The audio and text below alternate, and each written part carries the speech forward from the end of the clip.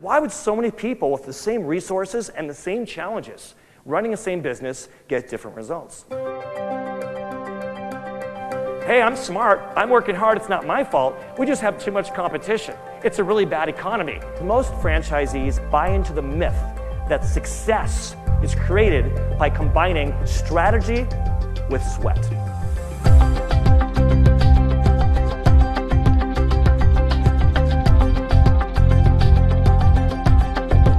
I said, why don't you want us to advertise on TV? And he said, we already have too many edible arrangements in Southern California. If we advertise, it's going to make even more people want to open up edible arrangements. There'll be more competition. So his idea for marketing our brand is to keep it a secret.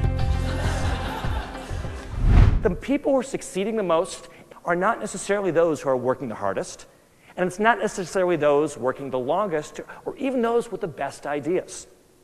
No, there's a third factor that really distinguishes high-performance franchisees from everyone else. And that third factor is our mindset. How many of you agree there is a major emotional element to your business? How many of you agree with that? Which means if you want to navigate through it, you must be able to relate to this concept of mindset, and even if yours is perfect, your client's mindset is not.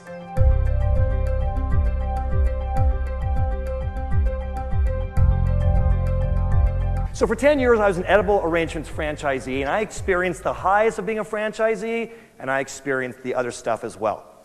Positivity is not a business plan. Optimism is not the way we're going to build our businesses. And I'm not here to preach those cliches to you. Hey, if you believe it, you can achieve it. No, not always. I'm sorry. I'm sorry. There are limitations in life, okay? I can't get pregnant. I can't. I'm sorry. I'm too old. It's not going to happen. And a lot of people made some pretty irresponsible financial decisions just based on faith and a positive attitude. No, I'm much more scientific. This is a business presentation. So if we want to talk about smart business, it's not about positivity and it's not about negativity. It's about clarity. The mental echo is the voice inside your head that's always talking to you, giving you feedback about yourself and your business. You know that voice in your head, right? It's the voice in your head that says things to you like, you're too fat, you're too thin, you're too tall, you're too short, you're not qualified, everyone else makes more money than you do, you're in and over your head, people don't like you, you're inferior, you're just not like everyone else. Be honest. By a show of hands, how many of you sometimes hear that voice inside your head? Tell the truth. Okay, most hands are going up, although a few people didn't raise their hands because they're thinking, I don't have a voice inside my head.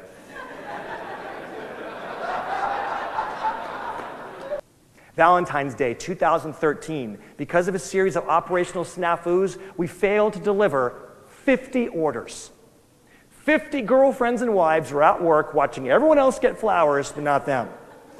And once it hit 4:30, at least 50 husbands and boyfriends started calling us. It was so intense. We had already been up all night trying to make orders, and these people were screaming and yelling, and my employees were falling apart and freaking out and panicking, and everyone was exhausted. No one knew what to do. And they're saying, Scott, what should we do? Begging and pleading. And finally, I just said, I can't handle this. I'm overwhelmed. I went to the office, and I closed the door. And I took my 5 seconds. And that's all I needed. I stepped outside. I said, lock the doors. Put the phones on voicemail. And here's what we're going to do. We're going to solve this one order at a time. In my experience, most businesses, because the mindset isn't there, don't know what business they are actually in. I used to think I was in the fruit basket business at Edible Arrangements. So I trained my employees. Whenever a customer would call to order a fruit basket, the first question we asked is, how many people do you want to feed? So we could suggest the appropriate size arrangement. But after a few years of asking questions and getting to my customers, I realized they weren't calling because they were hungry. They were calling because someone was having a birthday, or an anniversary, or congratulations, or a thank you. They were calling because something special was happening. And suddenly, like just one day, it clicked. And I realized I wasn't in the fruit basket business. I was in the celebration business. That we existed to help our customers celebrate the important occasions in their lives. That philosophical difference led to operational differences. It changed the conversation. So I trained my employees, instead of saying, well, how many people do you want to feed? The question was, how important is the occasion? How big an impression do you want to make? When we asked those questions, I think sales probably went up 20% because our ticket average got a whole lot bigger. Because we weren't just focusing on feeding people food, we were focused on giving them an experience. They seem to be more focused on adding franchises than on supporting the ones they already have. They're out of touch with what's happening at the local level. They introduce new initiatives without consulting franchisees. They speak to us as if we're employees rather than partners. I know it's a little bit of the elephant in the room, but let's be honest now. By a show of hands, how many of you sometimes agree with some of this stuff? Tell the truth. Okay. Now that's very interesting because these comments actually came from a different franchise.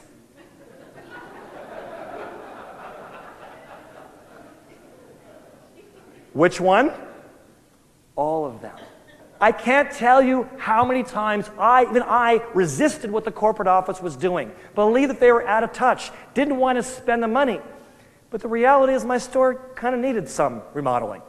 And the reality is, as much as I thought chocolate dipped banana wedges were going to be lame, I didn't want to bother learning bananas, I didn't want to have to introduce it to my customers, when we did, oh my God, you people love bananas.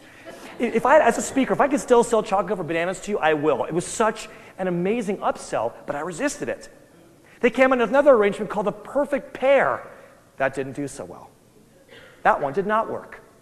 Turns out our people who are running our franchise are human, and they make mistakes, but at least they're innovating.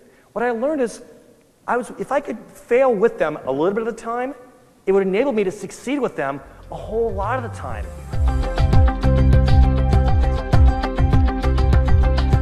It's all about the humanity. To be able to provide your clients with something that a computer cannot. That some enormous company that doesn't have any personalization cannot. What value do you offer? And ultimately, that is going to be your humanity. So many franchisees just simply don't know how good and strong and powerful they are. You are a beloved brand. You're sitting on a gold mine. It's just a matter of mining the gold. The best way to do this is to start from the inside out. Clear your head and focus on your mindset. Collectively, work to make sure you have a great culture, and then take that all the way to the customer. And I promise, you do that, not only will your business be unstoppable, but along the way, you'll have a good time and a much better quality of life. I wish you all the best. Thank you so much for your time.